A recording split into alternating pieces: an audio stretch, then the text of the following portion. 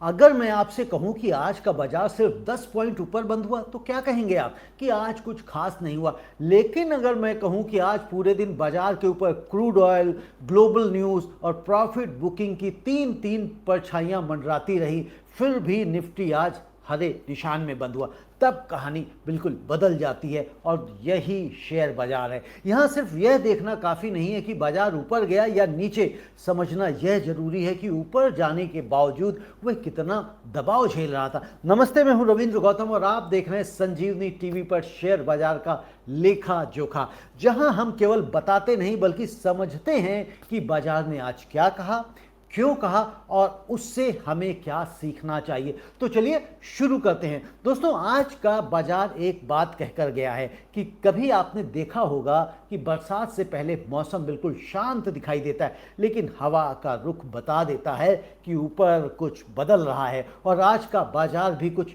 वैसा ही था। ऊपर से देखने पर दिन सामान्य लगा, लेकिन अंदर कई ताकतें एक साथ काम कर रही थी। सुबह से ही एक तरफ ग्लोबल मार्केट से मिले जुले संकेत मिल रहे थे, जबकि सुबह सुबह की अगर हम बात करें तो लाइव पर जब हमने चर्चा करी थी तो सब कुछ पॉजिटिव दिखाई दे रहा था और ऐसा लग रहा था कि बाजार काफी ऊपर निकल कर जाएगा। लेकिन इतना ऊपर भी नहीं, क्योंकि 24,800 का एक बहुत बड़ा रेजिस्टेंस था। हालांकि मैंने 24,774 के रेजिस्टेंस की बात करी थी। और सिर्फ इतना ही नहीं, इसके बाद दूसरी तरफ जो क्रूड ऑयल है ये आज बाजार पर ऊपर निकल गया, यानी कि लगातार ऊपर ही बना रहा, नीचे आकर ही नहीं दिया। और तीसरी तरफ दोस्तों, निवेशकों की नजर अमेरिका और ईरान से जुड़ी खबरों पर लगातार बनी हुई थी। और ऐसे माहौल में बाजार का टिके रहना अपने आप में एक बड़ा संकेत है, बड़ा इंडिकेशन है। दोस्तों, आज इंडेक्स क्या कहते हैं, तो अगर केवल हम हेडलाइंस देखें तो तस्वीर कुछ ऐसी निकल कर आती है कि सेंसेक्स आज 152 पॉइंट की बढ़त के साथ 78,581 पर बंद हुआ,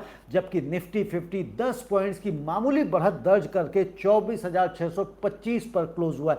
वहीं बैंक निफ्टी आज दबाव में रहा और 167 पॉइंट की गिरावट के साथ में 57,740 पर बंद हुआ। दोस्तों, पहली नजर में कोई कह सकता है कि इतनी छोटी सी चाल, इसमें क्या खास बात है, लेकिन यही बाजार की असली कहानी छिपी है। आज की लड़ाई तेजी और मंदी के बीच नहीं थी, आज की लड़ाई कॉन्फिडेंस और कॉशन के बीच में थी। एक तरफ खरीदारी हो रही थी और दूसरी तरफ लोग मुनाफा भी निकाल रहे थे, यानी बाजार भाग नहीं रहा था लेकिन रुक भी नहीं रहा था।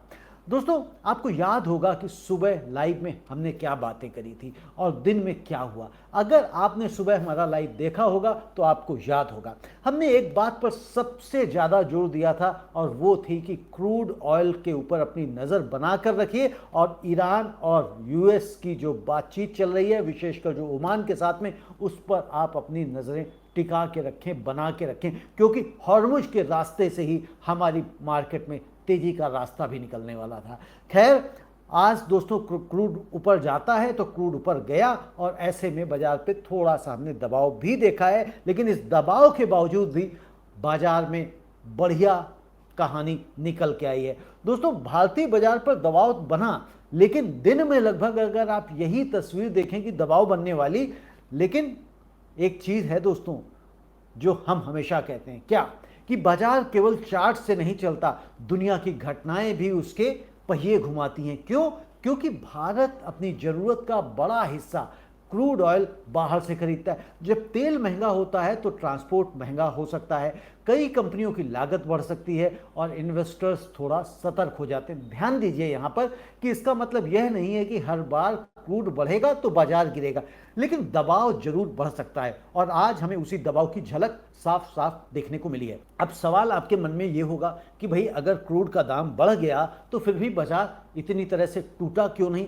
यही आज का सबसे दिलचस्प सवाल है। जी हाँ, यही सबसे दिलचस्प सवाल है। मान लीजिए कि आपकी कार के सामने हल्की चढ़ाई आ गई और गाड़ी की रफ्तार थोड़ी कम होती है, लेकिन अगर इंजन मजबूत हो तो कार रुकती नहीं है। और आज भारतीय बाजार ने भी कुछ ऐसा ही किया है। ऊपर जाने की ताकत बहुत बड़ी नहीं थी, लेकिन नीचे धकेलने वाली ताकत भी पूरी तरह से सफल नहीं हो पाई। यानी मार्केट ने एक संदेश दिया है कि मैं अभी थका नहीं हूं, लेकिन मैं सावधान जरूर हूं। और निवेशकों के लिए दोस्तों यही समझ सबसे ज्यादा इंपॉर्टेंट है। जी हां दोस्तों, अब एक बात कहनी है दोस्तों कि अगर आपको लगता है कि यहां केवल हम खबर नहीं, सिर्फ नंबर्स नहीं, बल्कि नंबर्स के पीछे की कारण भी आपको समझाने का प्रयास करते हैं और ये बात आपको समझ में आती तो वीडियो को अभी लाइक कर लीजिए, चैनल को सब्सक्राइब कर लीजिए और अगर आप चाहते हैं कि ऐसे ही गहरे एनालिसिस लगातार आप तक मिलते रहें तो आप हमारी मेंबरशिप भी जरूर ज्वाइन कीजिए। आपका यह छोटा सा एक कदम हमारी तरफ बढ़ने कर हमें उत्साह से लवरेज कर देता है। खैर बढ़ते हैं आगे क्योंकि असली कहानी दोस्तों अभी बाकी है। असली ताकत आज कहाँ दिखाई दी?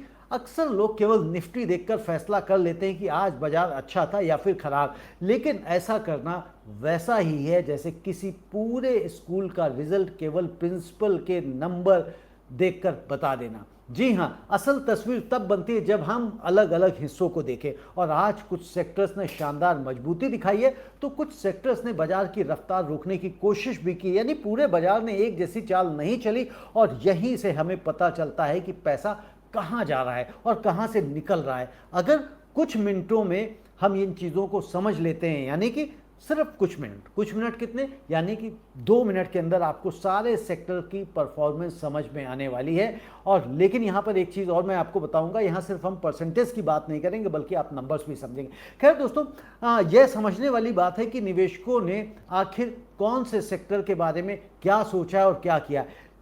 ऑटो मजबूत रहा, क्यों मजबूत रहा? मेटल में खरीदारी हुई तो क्यों खरीदारी आई? और आईटी आज दबाव में क्यों रहा? और फार्मा आज क्यों पीछे छूट गया? और क्या यह केवल एक दिन की कहानी है या आने वाले दिनों का संकेत है? और यही सबसे महत्वपूर्ण हिस्सा है दोस्तों, इसी से आपकी कल की रणनीति भी निकलेगी। अगर पूरी क्रिकेट टीम जीत जाए लेकिन केवल कप्तान की अगर हम बात करें तो क्या पूरी कहानी समझ में आएगी? तो आज दोस्तों बाजार के साथ भी बिल्कुल यही हुआ है कि अगर केवल निफ्टी को देखेंगे तो लगेगा कि दिन लगभग सपाट था, फ्लैट था, लेकिन जैसे ही सेक्टर्स के अंदर आप घुसेंगे, झांकेंगे तो तस्वीर बिल्कुल बदल जाती। आज पैसा एक जेब से निकलकर दूसरी जेब में गया है, यानी मार्केट गिरा नहीं है, मार्केट ने रोटेट किया है, मार्केट में रोटेशन रहा है, सेक्टर रोटेशन साफ साफ दिखाई दिया और कई बार दोस्तों यही रोटेशन अगले ट्रेंड की शुरुआत भी बन जाता है। तो सबसे पहले बात उस सेक्टर की कर लेते हैं जिन्होंने आज सहारा दिया है। तो अच्छी मजबूती वाला सेक्टर रहा आज ऑटो इंडेक्स आज लगभग 1.25% चढ़कर बंद हुआ और इसका मतलब यह नहीं है कि हर ऑटो शेयर आज तेज हुआ, लेकिन इतना जरूर है कि निवेशकों ने इस सेक्टर में भरोसा दिखाया। जब बाजार अनसर्टेनिटी से गुजर रहा हो फिर भी किसी सेक्टर में लगातार खरीदारी दिखाई दे तो समझिए यहाँ पैसा सिर्फ ट्रेडिंग के लिए नहीं बल्कि पोजीशन बनाने के लिए भी आ सकता है। और अगला मजबूत सेक्टर रहा है मेटल सेक्टर। मेटल इंडेक्स आज 0.25% के आसपास मजबूती के साथ में बंद हुआ। मेटल कंपनियां अक्सर ग्लोबल इकोनॉमी और कमोडिटी प्राइसेस से जुड़ी होती हैं, इसलिए जब इस सेक्टर में खरीदारी आती है तो बाजार यह संकेत देता है कि निवेशक फिलहाल इंडस्ट्रियल एक्टिविटी को लेकर पूरी तरह से निराश नहीं है। याद रखिए, मेटल सेक्टर केवल स्टील या एल्यूमिनियम की कहानी नहीं होता है, यह दुनिया की मैन्युफैक्चरिंग की नब्ज भी बताता है। जी हाँ, पूरी दुनिया में क्या मैन्युफैक्चरिंग हो रही, कैसे हो रही है, तो उसका ये इंडिकेशन भी आपको देता है। दोस्तों पीएसयू बैंक्स की अगर बात करें तो पीएसयू इंडेक्स आज 0.25% ऊपर बंद हुआ है, 0.72%, यानी सरकारी बैंकों में भी अच्छी खरीदारी देखने को मिली है। बैंकिंग किसी भी अर्थव्यवस्था की नसों में दौड़ते खून की तरह होती है और अगर बैंकिंग पूरी तरह से कमजोर हो जाए तो अर्थव्यवस्था की रफ्तार भी धीमी पड़ सकती है। और आज पीएसयू बैंक्स ने यह संदेश दिया है कि इस हिस्से में अभी कॉन्फिडेंस पूरी तरह से खत्म नहीं हुआ है। रियल्टी इंडेक्स की अगर हम बात करें तो 0.84% की बढ़त के साथ में बंद हुआ है। प्रॉपर्टी सेक्टर में हल्की मजबूती बताती है कि निवेशक पूरी तरह से डिफेंसिव मूड में नहीं है। अगर डर बहुत ज्यादा होता तो रियल्टी जैसे सेक्टर्स में खरीदारी कम ही दिखाई देती। दोस्तों अब उन सेक्टर्स की भी बात कर ले जिन्होंने बाजार की रफ्तार रोकने की कोशिश की। तो सबसे पहले आईटी सेक्टर।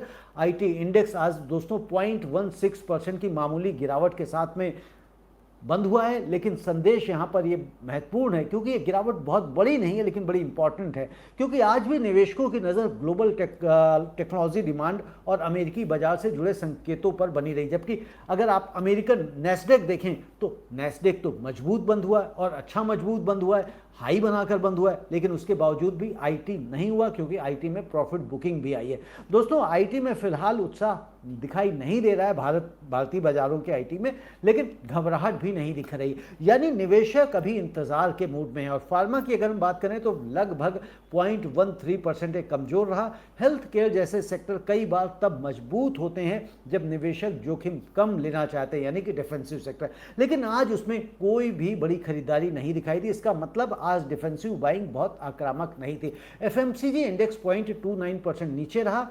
अब दोस्तों एक बहुत ही दिलचस्प बात समझिए, हम रोज साबुन, तेल, बिस्किट और टूथपेस्ट खरीदते हैं।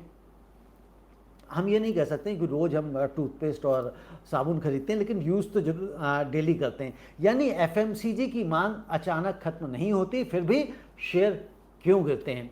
क्योंकि शेयर बाजार आज का नहीं, आने वाले कल का भाव लगाता है, यानी निवेशक भविष्य की कमाई का अनुमान लगाकर निर्णय लेते हैं। इसीलिए जब भी मैं आपको कहता हूं कि जब शेयर मार्केट में आप इन्वेस्ट करें, निवेश करें, तो किसी भी कंपनी के फंडामेंटल्स चेक करें और देखें आगे फ्यूचर में उसकी ग्रोथ कैसी है, उसका फ्यूचर कैसा है, उसका विजन कैसा है, तभी उसमें निवेश करें। अब बात करते हैं प्राइवेट बैंक की, तो प्राइवेट बैंक आज 0.42% कमजोर रहा और यही वजह रही कि आज बैंक निफ्टी दबाव में दिखाई दिया। यानी बैंकिंग के अंदर भी आज तस्वीर एक जैसी नहीं थी। सरकारी बैंक मजबूत रहे जबकि प्राइवेट बैंक थोड़ा पीछे रह गए, और यही तो दोस्तों बाजार की खूबसूरती है, ऊपर से एक रंग और अंदर कई रंग।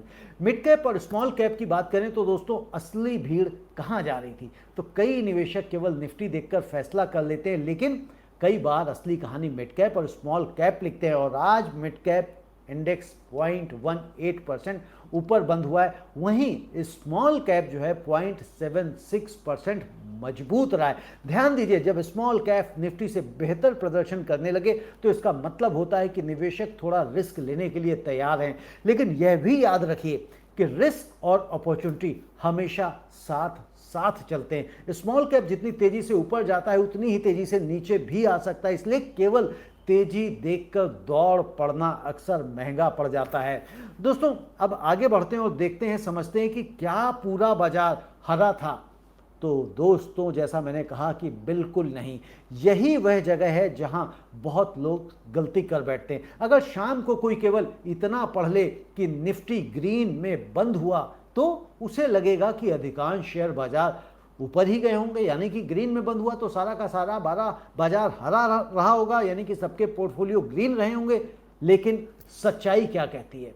दोस्तों आज बाजार में 1974 शेयर बढ़े जबकि 1394 शेयर गिर गए। जी हां, एडवांस डिक्लाइन रेशियो की हम बात कर रहे हैं। एडवांस में आज 1974 शेयर रहे और 1394 शेयर गिरावट में रहे, और 104 शेयर जो बिना किसी बदलाव के बंद हो गए। यानी कि तस्वीर सकारात्मक जरूर रही, लेकिन यह एक तरफा रैली नहीं थी। अगर इसे आसान सी भाषा में आप समझें तो आज बाजार में खरीदारों की संख्या बेचने वालों की संख्या से कहीं ज्यादा रही है, लेकिन सेलर पूरी तरह से मैदान छोड़कर भी नहीं गए। और यही वजह है कि इंडेक्स बहुत बड़ी छलांग नहीं लगा पाया। और इसीलिए मैं हमेशा कहता हूं कि आपको एडवांस डिक्लाइन रेशियो पर लगातार नजर बनाकर रखनी चाहिए, तभी आप कहानी का, असली कहानी का कुछ पार्ट आप समझ पाते हैं। अब बढ़ते हैं दोस्तों दुनिया के बाजारों की तरफ, क्योंकि भारतीय बाजार अकेला नहीं चलता। कई लोग पूछते हैं कि हमारा बाजार भारत में है तो फिर हमें अमेरिका या पश्चिम एशिया की खबरें क्यों देखें और वो हमारे लिए इतनी महत्वपूर्ण क्यों हैं? तो सोचिए कि अगर आपके शहर की सबसे बड़ी मंडी में अचानक माल महंगा हो जाए तो असर क्या केवल उसी मंडी तक रहेगा? नहीं, धीरे धीरे पूरे इलाके में कीमतें बदलने लगती हैं और ग्लोबल मार्केट्स में भी कुछ ऐसे ही हमारे काम करते हैं। आज पूरे दिन निवेशकों की नज़र यूएस ईरान पीस डील से जुड़ी खबरों पर बनी रही। तनाव पहले जितना तीखा नहीं दिख रहा था, लेकिन बाजार अभी भी पूरी तरह से निश्चित नहीं हुआ था। क्यों? क्योंकि शांति की घोषणा और स्थायी शांति दो अलग अलग बातें होती हैं, और यही वजह है कि एनर्जी मार्केट्स अभी भी हर नई खबर पर तेजी से रिएक्शन दे रहे हैं। और जब एनर्जी मार्केट हिलता है तो उसका असर इक्विटी मार्केट तक पहुंचने में ज़्यादा समय नहीं लगता है। एक बात और दोस्तों कि आज क्रूड ऑयल की कीमतें फिर इन्वेस्टर्स की चर्चा में चर्चा के केंद्र में रही हैं। और आज जब हम सुबह बात कर रहे थे तो आपने देखा ही है कि दिन में उसी बात की अहमियत साबित भी हुई है। यानी कि जब हमने कहा कि भैया क्रूड ऑयल के ऊपर नज़र बना के रखें, यूएस ईरान की जो पीस डील हो रही है, जो ओमान के साथ बातें चल रही उस पर नज़र बना कर रखें, तो बाजार दोस्तों हमेशा हमारी उम्मीद के अनुसार चलेगा, लेकिन सही संकेतों पर नज़र रखना एक अच्छे निवेशक की सबसे बड़ी आदत होती। यदि आप संकेतों को सही से पढ़ लेते हैं तो आप बाजार को भांप सकते हैं। आज हालांकि संकेतों को पढ़ने में हमसे उतनी ज़्यादा वो नहीं हो पाई, क्योंकि बाजार एक इंडिकेशन दे रहा था कि तेजी से भागेगा सुबह उठ के, लेकिन बाजार सुबह तेजी से उठ के भागा नहीं, लेकिन गिरा भी नहीं। क्यों? क्योंकि आरबीआई मॉनेटरी पॉलिसी की तो वजह से भी मार्केट कॉशियस था, और साथ के साथ जो यूएस और ईरान का जो बातचीत वाला माहौल था वो भी कोई सकारात्मक रिजल्ट निकाल के नहीं ला रहा था, जबकि गिफ्ट निफ्टी बड़ी तेजी से ऊपर चल रहा था। तो कुल मिला के गिफ्ट निफ्टी का पूरा असर आपको ट्रांसफर होता हुआ निफ्टी पे नहीं दिखाई दिया। तो अब दोस्तों हम ये बात करें कि आगे क्या, यानी कि अब तक हमने समझ लिया है कि बाजार का मूड कैसा था, किस सेक्टर में पैसा गया, किस सेक्टर में दबाव रहा, मार्केट ब्रेथ क्या कह रही थी और ग्लोबल माहौल का असर कितना दिखा। लेकिन अभी सबसे दिलचस्प हिस्सा बाकी है कि किन शेयरों ने आज बाजार में सबसे ज़्यादा चमक दिखाई है और कौन से दिग्गज सबसे ज़्यादा फिसल गए हैं। और सबसे इम्पॉर्टेंट बात ये भी है कि कल की रणनीति क्या हो सकती है। तो दोस्तों हर दिन बाजार कुछ शेयरों को इनाम देता है और कुछ को आईना दिखाता है, और आज भी ऐसा ही हुआ है। लेकिन एक बात हमेशा याद रखिए कि बाजार में रोज नई कहानी लिखी जाती है। और अब हम बात करने वाले हैं टॉप 5 गेनर्स और टॉप 5 लूजर्स की। तो टॉप 5 लूजर्स की अगर आप देखें तो कहीं आप घबरा जाना, और टॉप गेनर्स को देखें तो हम खुश हो जाएं, तो दोनों ही दोस्तों अच्छी रणनीति नहीं है।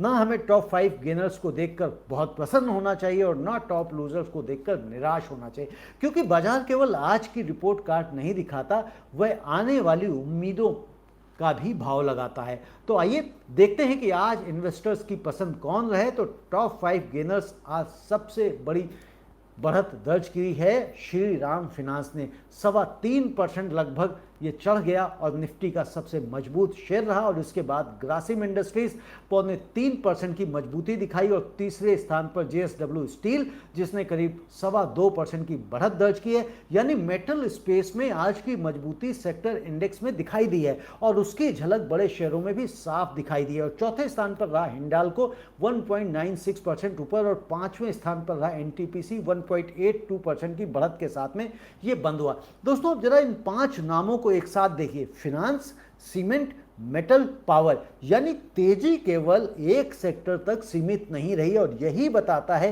कि खरीदारी चुनिंदा नहीं थी बल्कि डाइवर्सिफाइड थी। दोस्तों कहते हैं ना, रोशनी जहां होती है वहां कुछ परछाइयां भी होती हैं। तो आज कुछ दिग्गज शेयर दबाव में भी रहे, और सबसे ज़्यादा आज कमजोरी दिखाई है टीसीएस ने।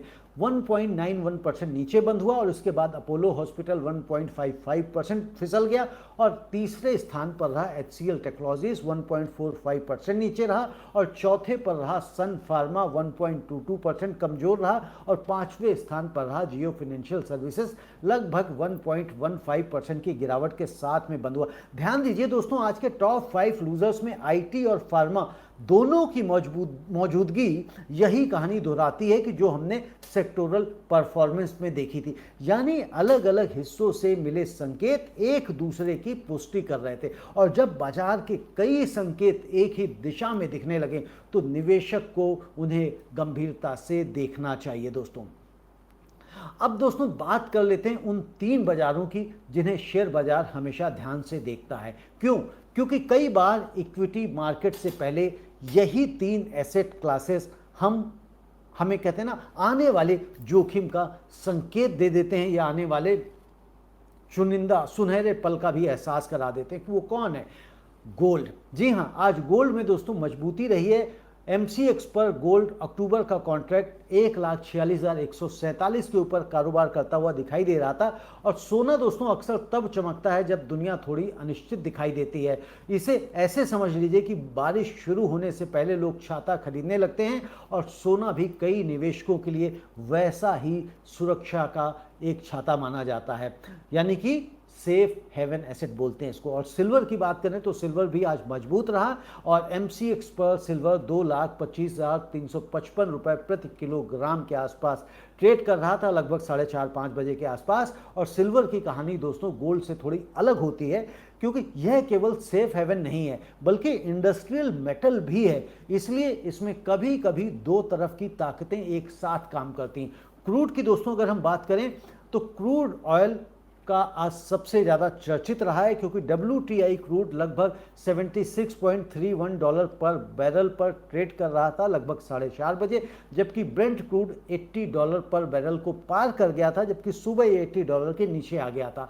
तो 80.62 पर बैरल के आसपास ही कारोबार कर रहा था 4:30 बजे के आसपास। अब यहाँ दोस्तों वही बात आती जिसका जिक्र हमने सुबह लाइव में किया था कि क्रूड जितना ऊपर रहेगा, भारत जैसे ऑयल इंपोर्ट करने वाले देश के लिए उतना ही सतर्कता जरूरी रहेगी। और यह तुरंत संकट नहीं बनता है, लेकिन यह इन्फ्लेशन, इंपोर्ट बिल और कई कंपनियों की लागत पर यह असर डाल सकता है। यानी क्रूड केवल ऑयल कंपनीज की खबर नहीं है, पूरी अर्थव्यवस्था की खबर है। जी दोस्तों, तो अगर आपने आज क्रूड पर नजर रखी तो हमें कमेंट में जरूर बताइए।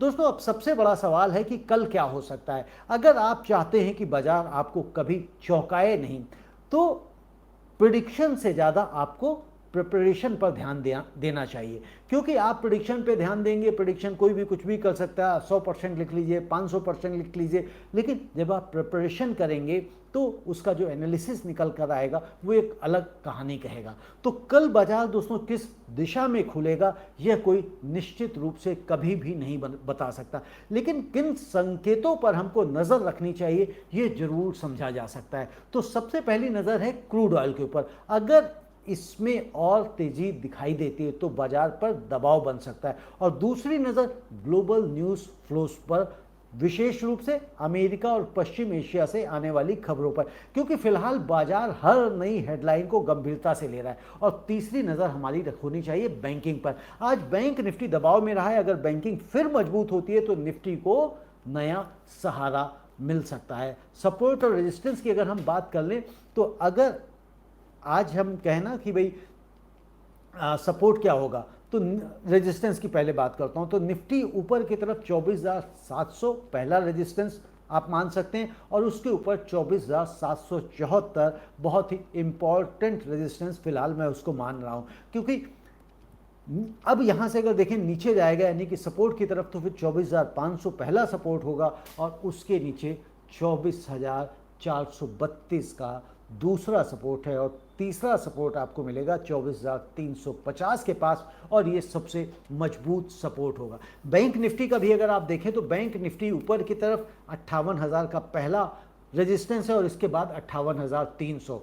अगर नीचे की तरफ एक खिसकता है तो 57,500 का पहला सपोर्ट है, और उसके नीचे 57,200 का अहम सपोर्ट होगा। और कल थर्सडे है, तो थर्सडे के लिए सेंसेक्स भी आप जान लीजिए, तो 78,800 पहला रेजिस्टेंस होगा, और इसके ऊपर 79,100, और नीचे अगर देखें तो 78,300 पहला सपोर्ट है, और उसके बाद 78,000 का मजबूत सपोर्ट जोन माना जा सकता है।